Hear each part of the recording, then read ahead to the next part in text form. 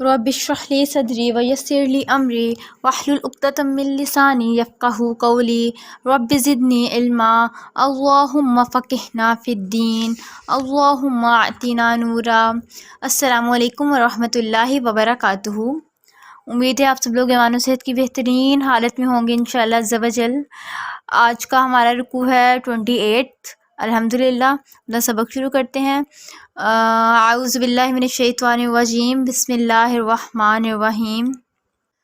وَيَسْأَلُونَكَ عَنِ الْمَحِيضِ، اور وہ پوچھتے ہیں آپ سے حیض کے متعلق، تو فرمائیے وہ تکلیف دہ ہے یا اذیت، بس الگ رہا کرو عورتوں سے حیض کی حالت میں، اور نہ نزدیک جایا کرو ان کے یہاں تک کہ وہ پاک ہو جائیں، اور پھر جب وہ پاک ہو جائیں تو ان کے پاس جیسے حکم دیا ہے تمہیں اللہ نے، بے شک جاؤ، بے شک اللہ دوست رکھتا ہے توبہ کرنے والوں کو اور پاک رہنے والوں کو۔ اچھا، یہاں پر حیض کے متعلق ذکر ہے کہ اس حالت میں شوہر اور بیوی کا تعلق حرام ہے۔ یہاں پر یہ بتایا گیا کہ یعنی کہ ایک اذیت ہے، ایک تکلیف دہ ہے، یعنی کہ عورت کے لیے بھی، اور مطلب یہ ایک تکلیف دہ عمل ہے کہ اس حالت میں عورت کے پاس نہ جاؤ۔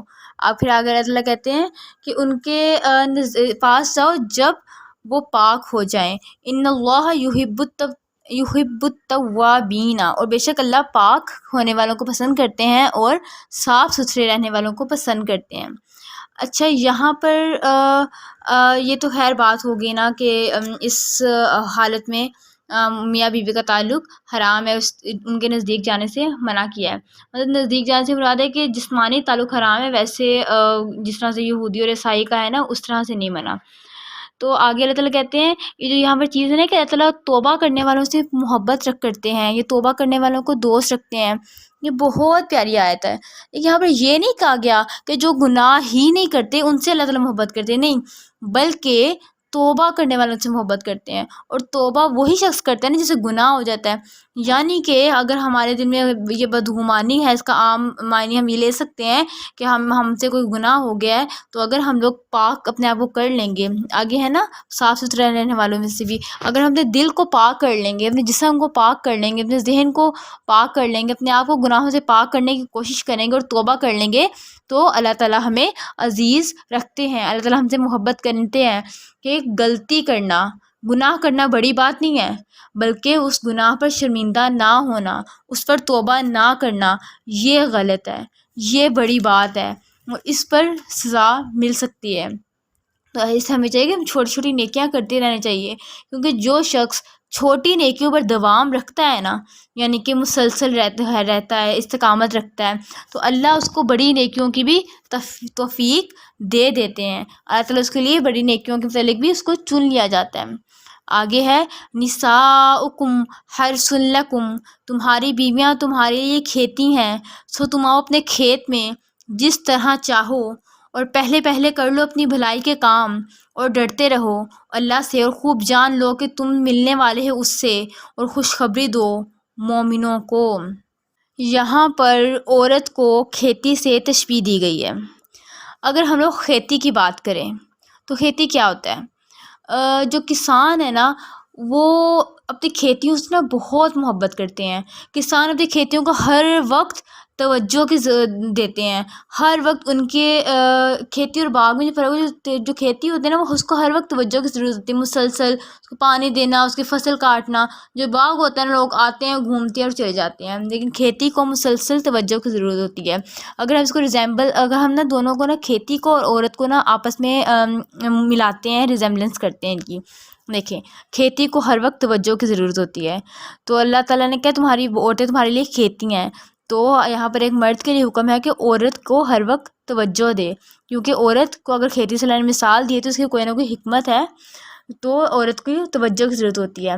اسی طرح کھیتیوں کا ایک مقصد ہوتا ہے، یعنی کہ اس سے جب فصل بڑھتی ہے پھر وہ بیچتے ہیں، ایک مقصد کے لیے کھیتیاں اگائی جاتی ہیں۔ اسی طرح عورت سے شادی، عورت سے تعلق، عورت سے اچھا اخلاق ایک مقصد کے تحت ہوتا ہے۔ مقصد کیا ہوتا ہے کہ ایسی نسل پیدا کرنا جو اللہ اور اس کے دین کی پروان چڑھنے میں مدد کرے، ایسی اولاد کی تربیت کرنا جس سے اللہ کا دین بلندیوں پہ جائے، یہ ہوتا ہے عورت کا مقصد اور کھیتی کا مقصد بھی ظاہر سی بات ایک ہوتا ہے. جو کھیتیوں کا کسان سے نا بہت قیمتی تعلق ہوتا ہے. کسان نا اپنے گھر والوں سے بھی اتنا نہیں کرتا جتنا وہ اپنی کھیتیوں سے محبت کرتا ہے. اسی طرح اگر ہم عورت کو دیکھیں تو ایک مرد کو چاہیے کہ وہ اپنے عورت سے بہت قیمتی تعلق رکھے، اس کے لیے حساس ہو، اس کے لیے خیال رکھنے والا ہو، اس کے لیے عمل کرنے والا ہو. اسی طرح جو کسان ہوتا ہے نا اپنی کھیتیوں کے بارے میں بہت غیرت مند ہوتا ہے. یعنی کہ ہم نے شاید آپ لوگوں نے سنا ہو کہ فلاں لوگوں کی جائیداد پہ، زمینوں پہ بحث ہوگی، زمینوں پہ لڑائیاں ہوگی، تو کھیتوں کی وجہ سے ان کے آپس میں قتل و غارت ہو گئے. اس طرح کسان اپنے کھیتیوں کے بارے میں نا بہت غیرت مند ہوتا ہے. اسی طرح ایک شخص کو اپنے عورت کے معاملے میں بھی غیرت مند ہونا چاہیے کہ اس کے عورت کو کوئی غیر محرم نہ دیکھے، وہ اپنی عورت کے پردے کا خیال رکھے اور اس کے لیے غیرت مند ہو. اسی طرح کسان اپنی کھیتیوں کو سوکھنے نہیں دیتا ہے، کیونکہ کسی بھی حالت میں اگر اس کی کسان کی کھیتی سوکھ جائے نا تو وہ اس کی پیداوار اور خراب ہو جاتی ہے، پھر اس کا سب کچھ ختم ہو جاتا ہے. اسی طرح ایک مرد کو چاہیے اس کی بیوی کو بھی مطلب کہ وہ نظر انداز کر کر کے سوکھ نہ جائے، اس کو نظر انداز نہ کرے، کیونکہ کھیتی تبھی سوکھتی ہے نا جب اس کو توجہ نہیں دی جاتی. تو جب ایک عورت کو توجہ نہیں دی جائے گی، نظر انداز کیا جائے گا، تو وہ کیسے اپنی نسل کی حفاظت کرے گی، کیسے اپنی نسل کی تربیت کرے گی. تو یہ تعلق ہے کھیتی کا اور عورت کا. تو اللہ تعالیٰ نے سچ یہ بتایا کہ اس تعلق کی جو بنیاد ہے نا وہ اللہ کی رضا اور ایک بڑا مقصد لازمی ہونا چاہیے. جس طرح چاہو تم آؤ اور جو بھی کرنا اپنے نفسوں کے لیے، اور ڈرتے رہو اللہ سے. اس تعلق کو نبھانے کی صحیح صلاحیت وہی رکھتے ہیں جو تقویٰ کی کوشش کرتے ہیں، جو اللہ سے ڈرتے ہیں. جو نکاح ہوتا ہے نا یہ ایک وعدہ ہوتا ہے. نکاح آپ نے شاید کبھی نکاح کا خطبہ سنا ہو یا نہیں، اس کی آیت وغیرہ کا، لیکن جو نکاح ہوتا ہے نا یہ ایک اللہ رب العزت سے وعدہ ہوتا ہے. اللہ کے نام پہ وعدہ کیا جاتا ہے کہ ہاں ہم اپنا سب کچھ اس کو سونپتے ہیں اور اس کے آخری دم تک اس کے لیے کوشش کریں گے، اس تعلق کو نبھانے کی کوشش کریں گے. تو یہ جو نکاح ہوتا ہے نا یہ بھی ایک وعدہ ہوتا ہے. تو یہ وہی لوگ اس کو نبھا پاتے ہیں جو اللہ سے ڈرتے ہیں، جو ہر معاملے میں اللہ رب العزت سے ڈرتے ہیں. تو جو اللہ کی ملاقات کو یاد رکھیں گے نا یقین کے ساتھ، تو رشتہ ان کے لیے بہترین ہوتا جائے گا. ہم اکثر لوگ کہتے ہیں کہ مطلب شادی کے بعد یہ لوگ بدل جاتے ہیں، شادی کے بعد مشکلیں زیادہ آ جاتی ہیں، کمپرومائز کرنا مشکل ہو جاتا ہے. لیکن جو شخص یہ ذہن میں رکھ کے شادی کرے گا کہ میں اللہ کی بندی ہوں یا اللہ کا بندہ ہوں، مجھے اللہ کے آگے اللہ تعالیٰ کہتے ہیں نا اور تم ملنے والے ہو اللہ سے، یعنی کہ اس سے ملنے والے ہو، ملاقات رکھنے والے ہو، تو خوشخبری دو مومنوں کو. یعنی کہ اگر جو یہ یقین رکھے گا نا نکاح کرتے وقت کہ میں نے ایک دن اللہ سے ملنا ہے، مجھے اللہ کو جواب دینا ہے، مجھے اس رشتے کے متعلق اللہ کو جواب دینا ہے، تو پھر اللہ تعالیٰ کہتے ہیں جو یہ یقین رکھ، تو اس کا جو نکاح ہوگا، اس کی جو شادی ہوگی، اس کا رشتہ بھی بہترین ہوتا جائے گا. کیونکہ وہ اپنے شوہر سے بدگمان ہونے لگے گی تو ذہن میں آئے گی نہیں مجھے اللہ سے ملاقات کرنی ہے، اپنے شوہر کی اطاعت کرے گی. اس کا شوہر اسے کچھ برا کہنے لگے گا تو اس کو یاد آئے گا نہیں مجھے اللہ سے ملاقات کرنی ہے، مجھے اس کے ساتھ اچھا سلوک رکھنا ہے، مجھے اس کی حفاظت کرنی ہے کیونکہ مجھے جواب دینا ہے. تو اگر جو اللہ کے ڈر سے رشتہ قائم کرے گا نا اللہ کے نام پہ، تو پھر اس کا یہ رشتہ بہترین ہوتا چلا جائے گا انشاءاللہ. تو جب بھی اللہ تعالیٰ سب کی شادیاں ہونی ہیں تو یہ رشتہ اس نیت سے کرنا ہے کہ ہاں یہ میں اللہ کے لیے کر رہی ہوں، اور اللہ کے ڈر کے ساتھ اس رشتے کو نبھانے کی کوشش بھی کرنی ہے. کیونکہ جو میاں بیوی کے تعلق سے نا اللہ کی محبت بھی پائی جاتی ہے. تو اگر ہم ہر کام اپنے شوہر کے لیے ہر کام کریں گے کہ میں اللہ کے لیے کر رہی ہوں، تو اس میں محبت، اللہ تعالیٰ کی محبت نصیب ہوگی نا، اللہ تعالیٰ کی برکتیں نصیب ہوں گی، اللہ تعالیٰ کی رحمتیں نصیب ہوں گی. اللہ تعالیٰ کی جب دو لوگ آپس میں ایک دوسرے مطلب دو میاں بیوی آپس میں ایک دوسرے کو مسکرا کے دیکھتے ہیں تو اللہ تعالیٰ بھی ان کی طرف مسکرا کے دیکھتے ہوں گے، کیونکہ اللہ تعالیٰ کا رشتہ بہت پیارا ہے، کیونکہ اللہ کے نام پہ بنتا ہے. تو ہمیں اس تعلق میں بدگمان نہیں ہونا چاہیے کہ وہ مجھے نیچا دکھاتا ہے، یہ کرتا ہے وہ کرتا ہے. اللہ کے لیے نبھائیں گے نا تو تعلق بہت اچھا اور بہت خوبصورت بنتا جائے گا انشاءاللہ. آگے ہے وَلَا تَجْعَلُوا اللَّهَ عُرْضَةً لِأَيْمَانِكُمْ، اور نہ بناؤ اللہ کو رکاوٹ اس کی قسم کھا کر کہ نہ نیکی کرو گے اور پرہیزگاری نہ کرو گے اور صلح نہ کراؤ گے لوگوں میں، اور اللہ تعالیٰ خوب سننے والا اور جاننے والا ہے. یہاں پر نا قسموں کی بات ہو رہی ہے. اچھا ایک لفظ ہوتا ہے ایمان اور ایک ہوتا ہے ایمان. یہ نا عربی میں ڈفرینٹ، جو ایمان ہوتا ہے نا اس کا مطلب ہوتا ہے قسم، جو ایمان ہوتا ہے اس کا ایمان، جو ہمارا ایمان کی کیفیت ہوتی ہے وہ، یا دین اسلام والا ایمان. ٹھیک ہے، تو یہاں اللہ تعالیٰ کہہ رہے ہیں کہ قسمیں نہ کھاؤ، یعنی کہ میرے معاملات میں اس طرح بار بار کی قسمیں نہ کھاؤ، اللہ کی قسموں کو معاملات میں بار بار نہ لاؤ۔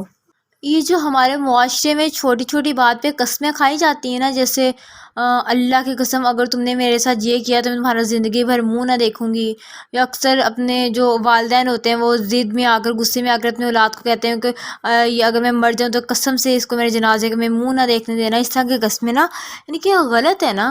تو یہ گناہ کی باتوں میں بار بار کی قسمیں نہیں کھانی چاہیے، اللہ تعالیٰ اسی سے منع فرما رہے ہیں۔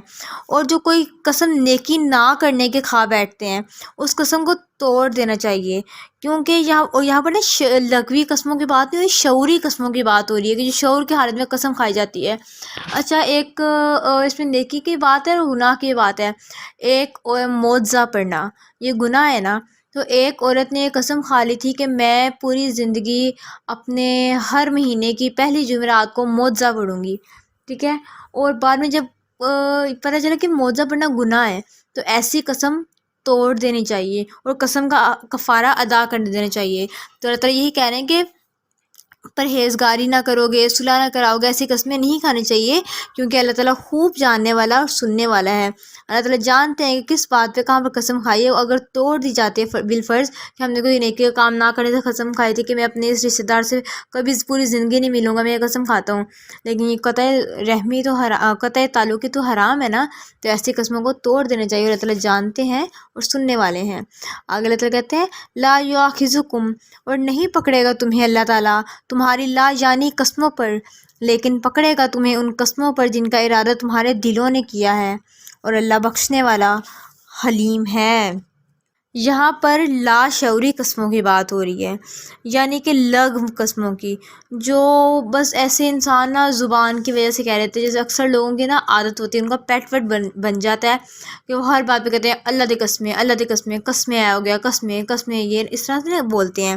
تو اللہ کہتے ہیں میں ایسی باتوں پر، ایسی قسموں پر میں تمہیں پکڑوں گا نہیں، کیونکہ یہ تو لا یعنی قسمیں ایسی وہ زبان کی نوک سے کہی جاتی ہیں، لیکن اللہ کہتے ہیں پکڑے گا تمہیں جن کا ارادہ تم نے دلوں نے کیا، تمہارے دلوں نے کیا، یعنی کہ اللہ تعالیٰ کتنے رحیم ہے، یہاں پر اپنے غفور ہونے کی نشانی بتا رہے ہیں کہ اکثر لوگوں کی زبان میں عادت ہو جاتی ہے، اس کو اللہ تعالیٰ معاف کر دیں گے، ویسے ہمیں اس سے بھی احتیاط کرنی چاہیے، اس سے اللہ رب العزت معاف کر دیں گے۔ لیکن جو قسمیں شعور کی حالت میں کھائی جائیں، جو اپنے ہوش و حواس میں کھائی جائیں، کہ جو برائی کے لیے کھائی جائیں، نیکی نہ کرنے کے لیے کھائی جائیں، تو ان کے اسی طرح نا ایک دفعہ نبی پاک نے شاید غالباً، اللہ تعالیٰ مجھے معاف کرے اگر میں غلط ہوں تو، کہ کسی قسم کھا لی تھی کہ میں یہ نہیں کھاؤں گا، میں قسم کھاتا ہوں یہ نہیں کھاؤں گا، تو اللہ تعالیٰ نے قرآن میں آیت نازل کی تھی کہ آپ کون ہوتے ہیں حلال کو حرام کرنے والے یا حرام کو حلال کرنے والے نا،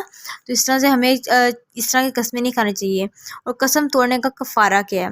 قسم توڑنے کا کفارہ ہے 3 دن کے روزے رکھنا، اگر یہ نہیں کر سکتے تو ایک غلام آزاد کرنا، اگر یہ نہیں کر سکتے تو 10 مسکینوں کو کھانا کھلانا، اگر یہ نہیں کر سکتے تو 10 مسکینوں کو کپڑے پہنانا، ان میں سے کسی ایک کفارہ نہ پورا کرنا پڑتا ہے قسم توڑنے کا۔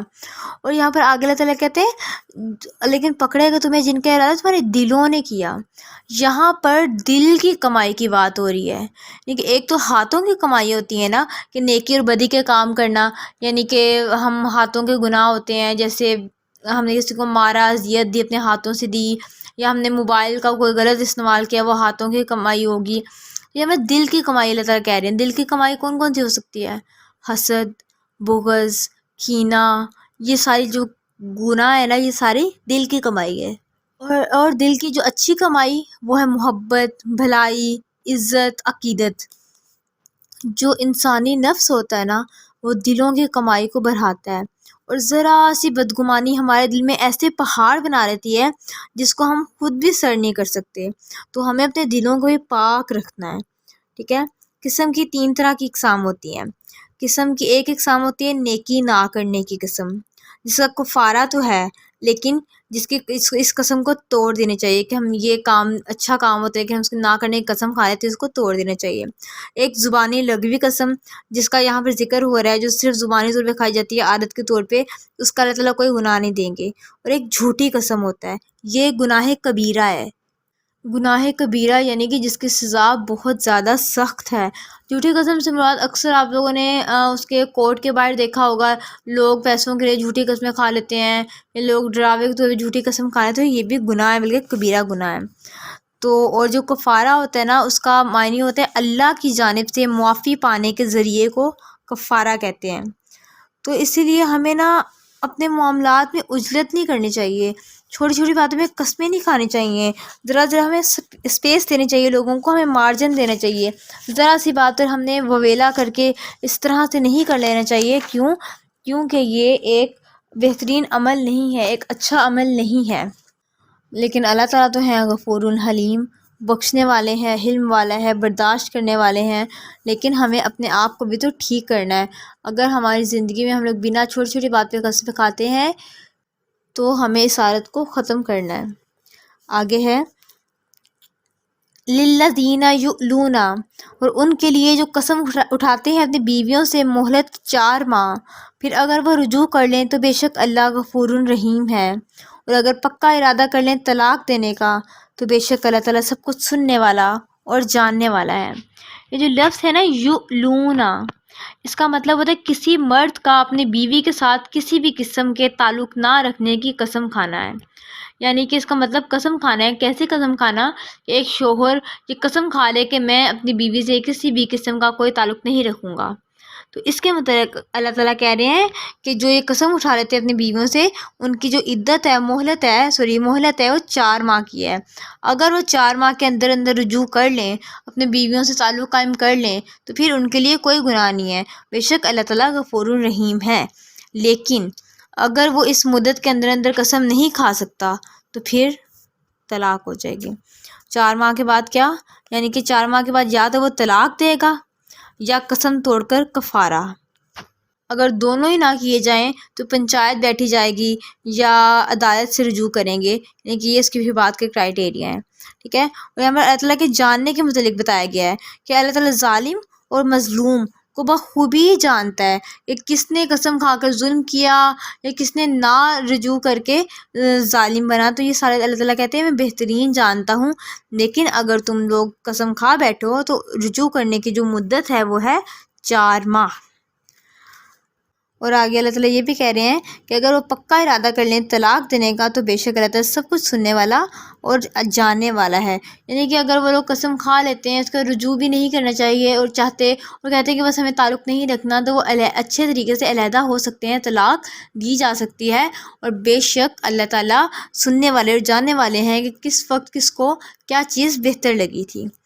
آگے ہے اور طلاق دی ہوئی عورتیں رکھیں اپنے آپ کو 3 حیض، اور جائز نہیں ان کے لیے کہ چھپائیں جو پیدا کیا اللہ نے ان کے رحموں میں، اگر وہ ایمان رکھتی ہوں اللہ پر اور روز قیامت پر، تو ان کے خاوند زیادہ حقدار ہیں ان کو لٹانے کے اس مدت میں اگر وہ ارادہ کر لیں اصلاح کا۔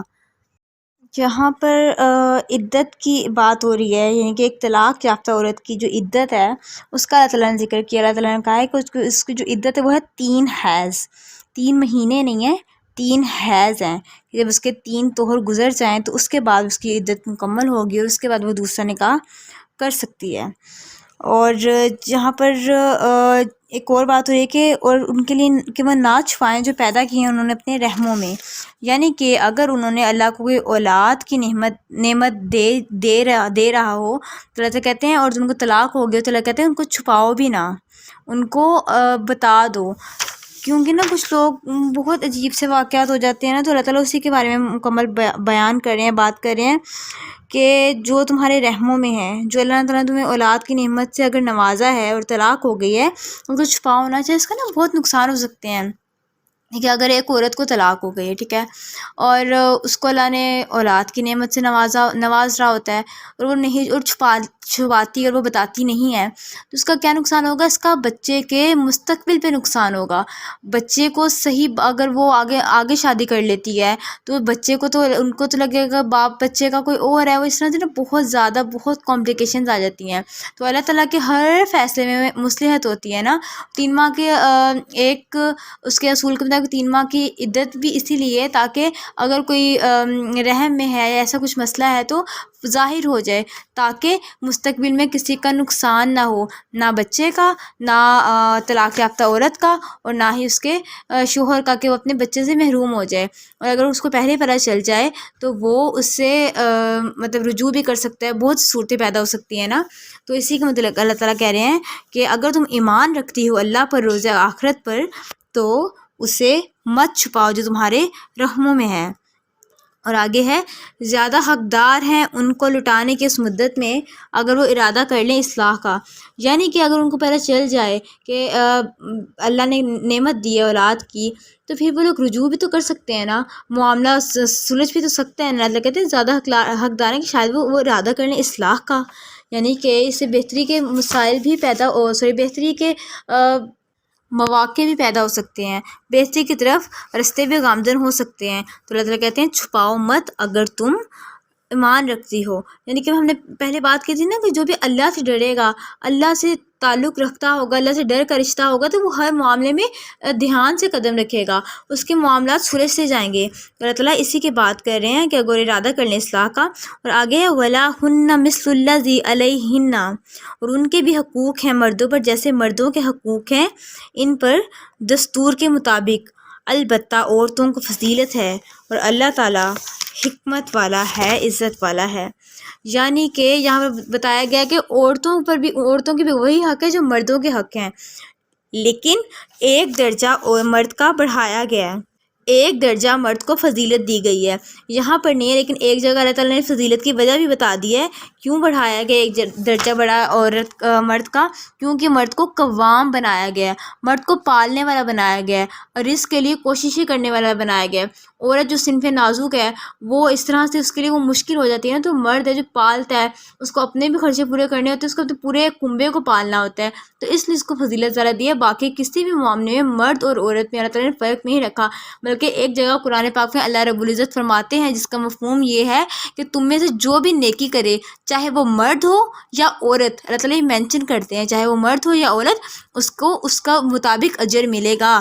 یعنی کہ صرف یہ ایک درجہ فضیلت اس میں ہے کہ مرد کو قوام بنایا گیا ہے، ورنہ اسلام اور اللہ تعالیٰ نبی پاک اعتدال کو پسند کرتے ہیں، میانہ روی کو پسند کرتے ہیں، اور جس کو ذمہ داری دی جاتی ہے نا اس کا درجہ بھی بڑھا دیا جاتا ہے۔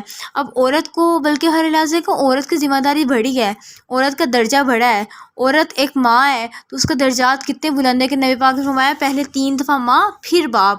اسی طرح عورت کی جہاں جہاں بہت جگہ پہ فضیلت بیان کی گئی ہے، بیٹی کے ہونے کے ناطے، بیوی ہونے کے ناطے، ماں ہونے کے ناطے، بہن ہونے کے ناطے، مرد کی بجائے عورت کو زیادہ ذمہ داری کیونکہ اس کے ہاتھ میں پوری کی پوری نسل ہوتی ہے، عورت کے ذمہ پوری کی پوری نسل کی تربیت ہوتی ہے۔